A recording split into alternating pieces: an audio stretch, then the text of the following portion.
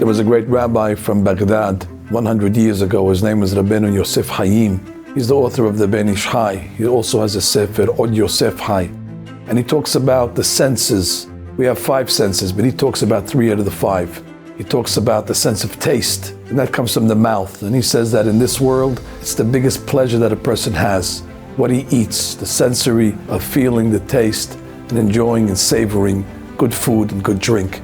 And then you have the sense of smell, and that's from the nose. It's also hana'ah, it's also a pleasure. And then the final one is the eyes, and that's the pleasure of seeing and looking and enjoying a different type of sights, some permissible and clearly some forbidden. But the Rav goes on to say that those senses are also found in the soul of a person. The soul of a person has a mouth, the soul of a person has a nose, and the soul of a person has eyes. And when a person leaves this world, although there's no more eating, but the soul will smell. That's in Gan Eden Tahton. In the lower level of Gan Eden, the sense of smell will manifest itself. But then there's a higher level. The neshama will benefit and exist from not eating anymore and not even smelling. But when it reaches Gan Eden Elyon, the upper level of Gan Eden, then the neshama benefits from what it sees. Like the Gemara says, Sadikim yoshvim, Sadikim sit, ve'atrotehem berashehem, and the crowns are on their head. Ve'nehenim miziv ha'shekhinah. They're going to bask in looking and seeing at the glory of the Shekhinah. That's the highest level of pleasure that's going to be in the next world.